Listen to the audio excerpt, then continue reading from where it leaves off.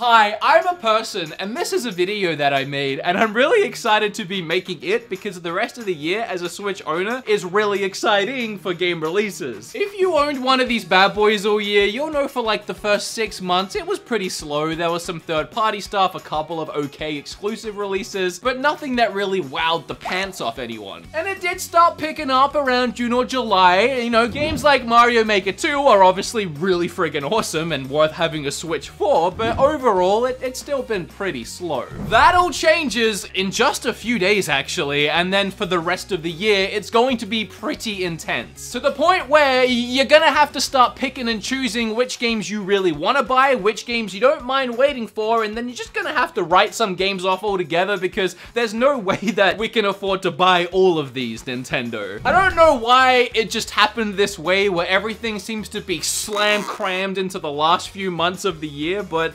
it's gonna be big. Just like this video is gonna be big, so I'm gonna shut up and get on with it. Today we have 18 big games releasing on Switch from now to the end of the year. With all that said, I have brand new merch, which is something I'm gonna try and say a little bit more often, and you can check that down below. My girlfriend has a channel now, and you can watch that down below. Before you forget, subscribe, like the video, and maybe even follow me on Twitter. I do some, I tweet.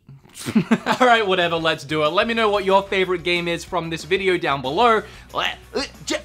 So as I said, all of this craziness starts in just a few days from now, and depending when you watch this, it could be tomorrow, or it could even really be today. Astral Chain releases August 30th. I just want to start with Astral Chain's graphics are drop dead freaking gorgeous. There are so many things happening on screen, and it's pure eye candy. Aside from looking absolutely stunning, the gameplay looks pretty stellar as well. Platinum Games is known for its fast-paced, combo-driven combat, and it looks like they will not disappoint in that department with Astral Chain. The game also implements detective work and awesome special Legion abilities. So as I said, it's either out now or coming very soon, but the reviews are already pouring in from places, and it's looking like a straight 9 out of 10 across the board, a near perfect game.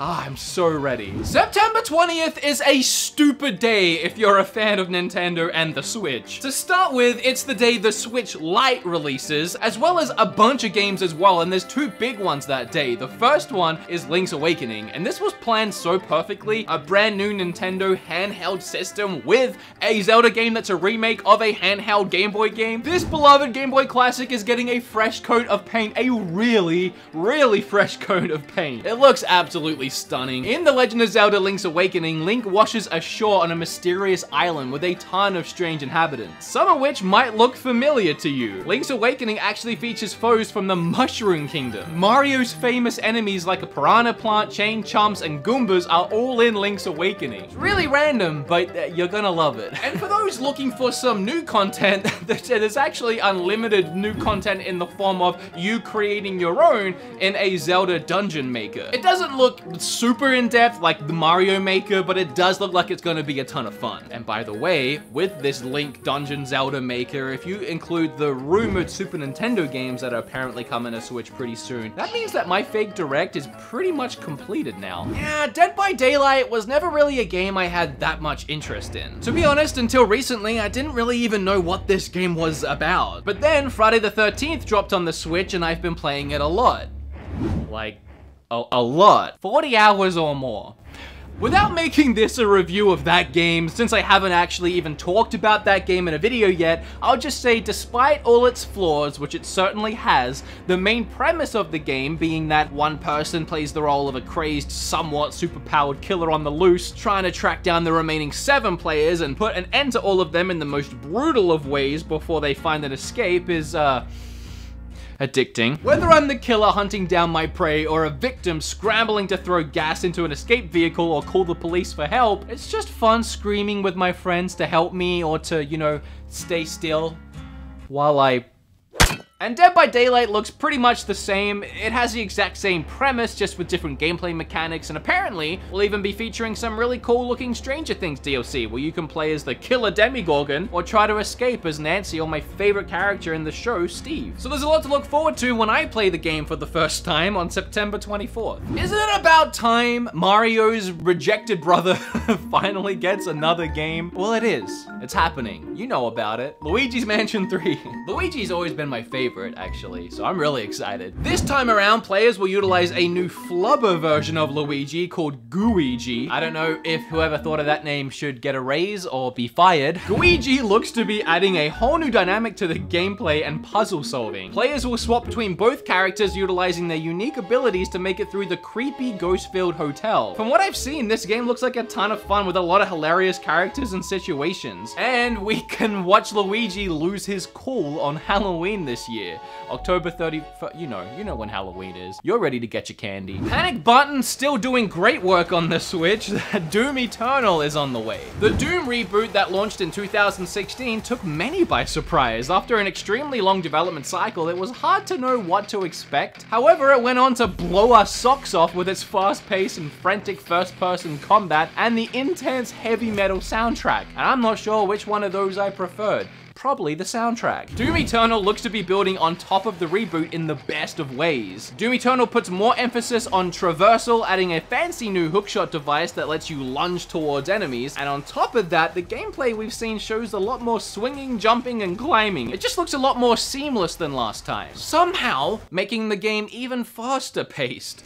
Doom Eternal shoots its way onto Switch day and date with the other platforms on November 22nd, which is something that I love. Getting the Switch port on the same day. It doesn't feel like I'm missing out. Here's the thing, if I didn't put Pokemon Sword and Shield on the list, everyone would be like, how did you forget Pokemon Sword and Shield? But putting it on the list seems redundant because who doesn't know that's coming and who isn't excited for it? Well, there's probably some people that don't care about Pokemon, but you at least know that it's happening, right? Pokemon Sword and Shield has caught a lot of flack due to the graphics not being up to snuff with most other games in 2019. And oh, on top of that, many people are upset with the removal of the National Pokedex and other features. And while I do personally feel like those gripes are justified, a new generation of Pokemon is still pretty darn exciting. I am very eager to explore the Galar region and see what type of insane Pokemon Game Freak has come up with this time. I mean, it's literally just in my opinion. I'm not a huge Pokemon guy, but a new Pokemon game for me is about the new Pokemon. And I feel like Gotta Catch 'Em All still works as long as you're catching all the Pokemon in that said game. I think what they messed up is trying to put some of the old Pokemon in and not all of them. But the new gimmicks this time around is supersizing your Pokemons during battle, which is called Dynamaxing. I'm hoping this is a good replacement for the Z moves and Mega Evolutions, which are sadly not in Sword and Shield. Dynamaxing just looks like bigger boys. I hope that is still fun. At the end of the day, I'm sure Game Freak has seen all the criticisms online. While this new entry in the series might not be the leap forward that we have all wanted, I have hope that all the criticisms will be rectified in the next mainland entry after Pokemon Sword and Shield. It's kind of like too little too late at this point, but just take that on board, Game Freak, and do it next time. And if they don't, oh boy.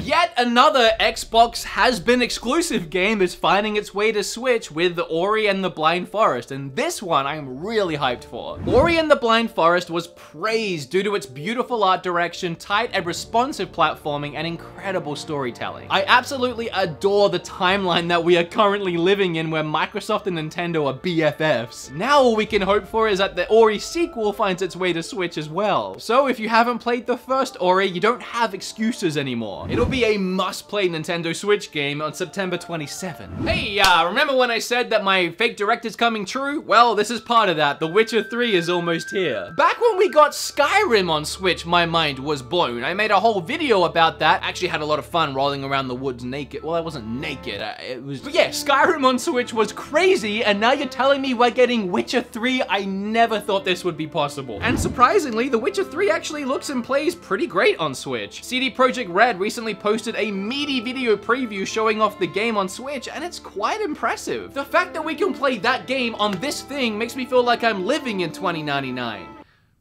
You might remember the demo for Daemon X Machina hitting the Switch at some point in the last few months. I've forgotten when. I checked it out and it was okay, definitely really rough around the edges, but the devs took in a bunch of feedback after that demo and have been working really hard on the game. If you did play that demo, they have enhanced the gameplay significantly since then, adding things like being able to lock on to enemies easier, health bars to bosses, and even indicators showing which direction enemy fire is coming from. So if you checked it out and you weren't sure, it's worth rechecking it, and if you haven't checked it at all, it's worth getting excited for. Okay, you remember when I said September 20 was gonna be a big day because there was a couple games and the Switch Lite? Well, here's the other big one, and it's another JRPG. So there are so many JRPGs. We get Link and Ni no Kuni in the same day. It's gonna be a big year.